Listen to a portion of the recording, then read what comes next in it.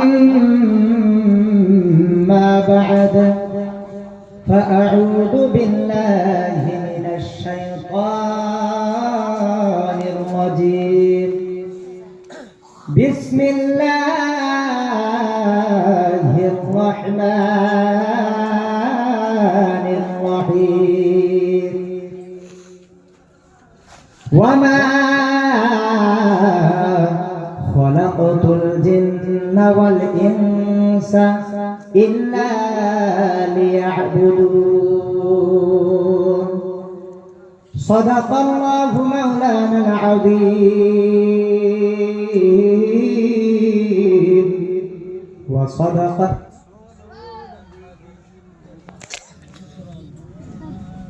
সৃষ্টি করেছে। কেন সৃষ্টি করলো?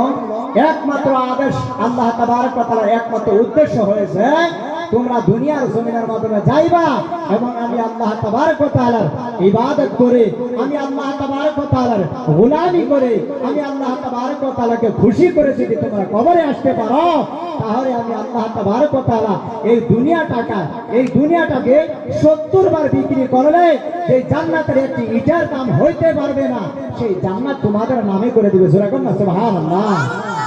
তাহলে ওই জান্নাতে যাইতে চাই কি চাই না? যাইতে চাই কি চাই না? এই জন্য তো আল্লাহ তাবারক ওয়া তাআলা বলেন ওয়া মা খালাকাতুল জিন্না ওয়াল ইনসা ইল্লা লিয়াবুদুন। আল্লাহ তাবারক ওয়া তাআলা কয়, ও দুনিয়ার মানুষ, দুনিয়ার জমিনের মাধ্যমে তোমাদেরকে পাঠাইলাম। কেন পাঠাইলাম জানো নে? কেন পাঠাইলাম রে দুনিয়ার মানুষ? আমি আল্লাহ তাবারক ওয়া তাআলা দুনিয়ার জমিনের মাধ্যমে মানুষ এবং ইনসান এবং জিন জাতিকে সৃষ্টি করেছি একমাত্র আমি আল্লাহ তাবারক ওয়া তাআলার ইবাদত করার জন্য। জোরে বলুন সুবহানাল্লাহ। তাহলে আমাদের নামাজ পড়ার দরকার আছে না? নামাজ পড়ার দরকার আছে না নাই? আল্লাহ তাবারক ওয়া তাআলা যা আমাদেরকে পাঠাইলো ইবাদত করার জন্য, সেই ইবাদত কি? ইবাদতটা কি? আল্লাহকে জিজ্ঞাসা করার দরকার আছে। আল্লাহ আমাদেরকে পাঠাইছো, বলেছো আল্লাহ আমাদেরকে পাঠাইছো, জিন জাতিকে পাঠাইছো একমাত্র তোমার ইবাদত করার জন্য, তাহলে সেই ইবাদতটা কি? সেই ইবাদতটা কি? আল্লাহ তাবারক ওয়া তাআলা কয় ওয়া আকিমুস সালাহ,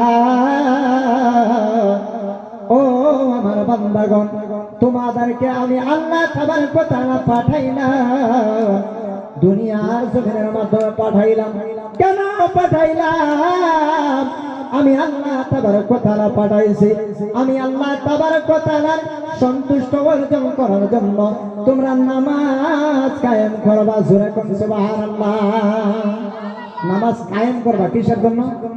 নামাজ কায়েম করার জন্য বলেছে। নামাজ পড়া তো সবই পড়ে, নামাজ ইয়াজিদও পড়েছে, নামাজ কিন্তু ইয়াজিদও পড়েছে। আবার আব্দুল হুজ্জাজ নাই একটা নাম ছিল, আব্দুল কি নাম ছিল, খারিজি বলে, সে যে নাকি হযরত আলী রাদিয়াল্লাহু তাআলাকে শহীদ করেছে, তিনিও কিন্তু নামাজ পড়েছে। মুনাফিকরাও কিন্তু নামাজ পড়ে, কিন্তু নামাজ পড়া এক জিনিস, নামাজ কায়েম করা আরেক জিনিস। যেটা কোন কথা ঠিক কিনা? নামাজ পড়েন কিন্তু সুদ খাওয়া ছাড়েন না, নামাজ পড়েন কিন্তু ঘুষ খাওয়া ছাড়েন না, নামাজ পড়েন ভাই কিন্তু আপনি মানুষের চুগলখড়ি ছাড়েন না, নামাজ পড়েন কিন্তু আপনি মানুষের আল ঠেলাঠেলি বন্ধ করেন না, নামাজ পড়েন ভাই ও আমার বাবা সকলেরা, নামাজ ঠিক পড়েন কিন্তু আপনার বন্ধের মাধ্যমে দেখা যায় 1 বিঘা মাটি আছে, আরেক ভাইয়ের সঙ্গে দেখা যায় 2 বিঘা মাটি আছে। আপনি 3 বছর 4 বছর 5 বছর 6 বছর যাওয়ার পরে দেখা যায় আপনার মাটি অটোমেটিক 1 বিঘা থেকে 1.5 বিঘা হয়ে গেছে। এরকম মানুষ আছে না? আছে না গো? 1 বিঘা থেকে 1.5 বিঘা হয়ে যায়। তাহলে বোঝা যাবে ভাই আপনি নামাজ পড়েন যে বাবা, আপনি নামাজ পড়তেছেন কিন্তু আপনার ভিতরে নামাজ কায়েম হইতাছে না, নামাজ কায়েম হইতেছে না।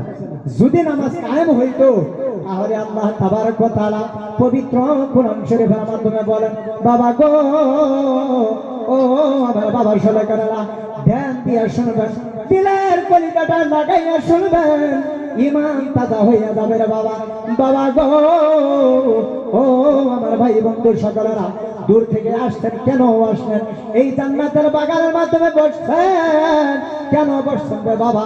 একমাত্র উদ্দেশ্য হয়েছে, আলিমুল আমার কি কয়, আলিমুল আমার কোন দিকের জিনিস শিখায়, আলিমুল আমার শরীয়তের কথা বলবে, আলিমুল আমার নবীজির মহব্বতের কথা বলবে, আলিমুল আমার আল্লাহ রাসূলের মহব্বতের কথা বলবে, আল্লাহ রাসূলের আনুগত্যের কথা বলবে।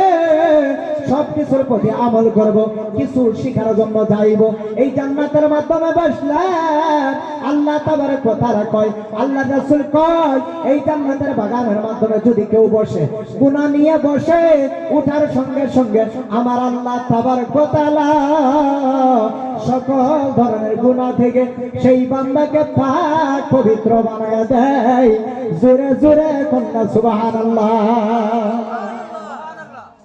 তাহলে কি বোঝা গেল? নামাজ পড়ে যদি আমরা সুদ খাই, নামাজ পড়ে যদি ঘুষ খাই, নামাজ পড়ে যদি মানুষের গীবত করি, নামাজ পড়ে যদি মানুষেরকে গালাগালি করি, নামাজ পড়ে যদি মানুষের আল ঠেলাঠেলি করি, তাহলে বোঝা যাবে গো ও আমার বাবা সকলেরা, আমাদের নামাজ হইতাছে কিন্তু নামাজ কায়েম হইতাছে না। জোরে কর, জোরে কর। আচ্ছা, এর কি ভাল লাগতেছে না? ভাল লাগতেছে না নাকি? যদি ভাল লাগে তাহলে রাও করেন নাকি? মাথা জল পারেন, কিন্তু দেখেন আল্লাহ তাআলা মানুষকে 1.5 কেজি 2 কেজি 3 কেজি ওজনের মাথা দিয়েছে, আর মানুষকে কিন্তু 100 গ্রাম 200 গ্রাম 150 গ্রাম জিরবা দিয়েছে। মাথা ঝোলা 1.5 কেজি ওজনের মাথা ঝোলার ভাত, কিন্তু এই 150 গ্রামের জিরবাটা করার মানে হবে না। কথা বল ঠিক কিনা? 150 গ্রামের জিরবা কিন্তু বললে দেখো হ ইয়ে রাখো, 1.5 কেজি ওজনের মাথা দিছে, ওইটা দেখো হ কে এটাকে। তাহলে বোঝা যাবে আমাদের ভিতরে ইমানের কিছু দুর্বলতা আছে। জোরে কোন কথা ঠিক কিনা? ইমানের দুর্বলতা দূর করতে হবে না? দূর কোন জায়গায় হবে? যেই জায়গায় উলামা ইকরাম বসবে, যেই জায়গায় হক্কানি দরবার আছে, সেই দরবারে যদি আমি আপনি যাই, সেই দরবারে তিনি রাহবারে শরীয়ত পীরে তরিকত থাকবে, তার সোহবতে যদি থাকি, তাহলে আমাদের দিল প্রাণ অন্তর সব কিছুই ভুলে যাবে। জোরে কোন কথা ঠিক কিনা? কথা ঠিক কিনা? তাহলে নামাজ পড়ে মানুষের চগলখড়ি করা যাবে কি? নামাজ পড়ে মানুষের বেয়াদবি করা যাবে কে? নামাজ পড়ে মানুষকে গালাগালি করা যাবে কে? নামাজ পড়ে মানুষের আয় ঠেলাঠেলি করা যাবে কি? যাবে। নামাজ যদি পড়েন ভাই, নবীর ইশক মহব্বত নিয়ে পড়তে হবে, নবীর ইশক মহব্বত নিয়ে পড়তে হবে। নবীর ভালোবাসা দিয়ে যদি নামাজ পড়তে পারেন, তাহলে দুনিয়াতেই জান্নাত দেখতে পারবেন। যেরকম না কথা ঠিক কিনা? আব্দুল ওয়াহিদ রাহমাতুল্লাহি আলাইহি বড় মাপের আল্লাহর ওলি ছিল গো। আব্দুল ওয়াহিদ রাহমাতুল্লাহি আলাইহি দুনিয়ার জমিনের মাধ্যমে বিবাহ শাদী করে নাই, শুধুমাত্র আমার আল্লাহ তাবারক ওয়া তাআলার মহব্বত অর্জন করার জন্য দুনিয়ার জমিনের মাধ্যমে নিজের জিন্দেগি বিলায়া দিয়েছেন। সমস্ত জিন্দেগির মাধ্যমে আল্লাহ তাবারক ওয়া তাআলার ইবাদত করলো, আল্লাহকে সাথে রাজি খুশি করার জন্য, আল্লাহকে মহব্বত করার জন্য নিজে বিবাহ করে নাই, শুধু দুনিয়ার জমিনের মাধ্যমে আল্লাহ তাবারক ওয়া তাআলার ইবাদতের মাধ্যমে গুজার করে দিয়েছেন। জোরে জোরে কন্যা করেন সুবহানাল্লাহ। আব্দুল ওয়াহিদ চিশতিয়া তরিকার একজন আল্লাহর ওলি, তিনি বিবাহ শাদী করে নাই, নিজের জিন্দেগিটা বিলায় দিয়েছেন ইবাদত করে, নিজের সকল জিন্দেগি। এরকম মানুষ বহু আছে না? এখন পর্যন্ত কিন্তু বহুত আল্লাহর ওলি আছে যারা কিন্তু আল্লাহর মহব্বতে বিবাহ শাদীও করে না। এরকমই একজন আব্দুল ওয়াহিদ রাহমাতুল্লাহ আলাইহি, তিনি কিন্তু বিবাহ শাদী করে নাই। তখন আল্লাহ তাবারক ওয়া তাআলা তিনাকে স্বপ্ন যোগে দেখা দিলেন, আব্দুল ওয়াহিদ, ও আব্দুল ওয়াহিদ, তোমার আমলের প্রতি এত খুশি হইলাম, ও আব্দুল ওয়াহিদ, তোমার আমলের প্রতি খুশি হইয়া গো আব্দুল ওয়াহিদ গো, তোমার জন্য আমি জান্নাতের মাধ্যমে একটি নেক স্ত্রী রেখে দিয়েছি। সুবহানাল্লাহ। তোমার জন্য জান্নাতের মাধ্যমে একটি নেক স্ত্রী রেখে দিয়েছি আব্দুল ওয়াহিদ, তুমি চিন্তা করিও না, হযরত আব্দুল ওয়াহিদ রাহমাতুল্লাহ আলাইহি বলেন, আল্লাহ গো, ও আল্লাহ, দুনিয়ার জমিনের মাধ্যমে আমি কি দেখতে পারবো নাকি?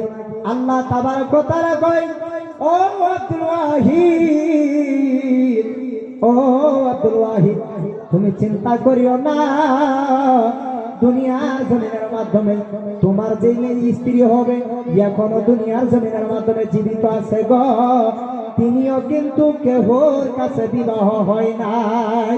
জোরে জোরে বলো সুবহানাল্লাহ। তিনারা বিবাহ শাদী হয় নাই। তুমি যাও তার কাছে, কি তুমি সঙ্গে তার কাছে তার সাথে তুমি মিলতে চাও কি? হযরত আব্দুল ওয়াহিদ রাহমাতুল্লাহ আলাইহি বলেন, আল্লাহ গো, ও আল্লাহ গো, আমি ওই আব্দুল ওয়াহিদের সঙ্গে যিনি সঙ্গিনী হবে গো, জান্নাতের মাধ্যমে যিনি আমার সাথী হবে, জান্নাতের মাধ্যমে যিনি আমার সঙ্গিনী হবে গো, সেই সঙ্গিনীকে আমি আব্দুল ওয়াহিদ দুনিয়ার জমিনের মাধ্যমে অল্প এক নজরে দেখতে চাই। জোরে জোরে কন্যা সুবহানাল্লাহ। আল্লাহ, আমি এক নজর আমি ওই আমার যিনি সাথী হবে, সঙ্গিনী হবে, তাকে আমি দেখতে চাই। তবে যাই না হোক, তিনাকে আখির পর্যন্ত, এটা বহুত লম্বা কিচ্ছা, বহু সময় লাগে যাবে। এই জন্য আমি খালি বলে দেখতেছি, তিনার সঙ্গে তিনার দেখা হয়েছিল দুনিয়ার জমিনের মাধ্যমে। তবে যাই না হোক, আপনারা সকলে আমার জন্য দোয়া করবেন, যেন মহান আল্লাহ পাক আমাকে আরো সুন্দরভাবে বলার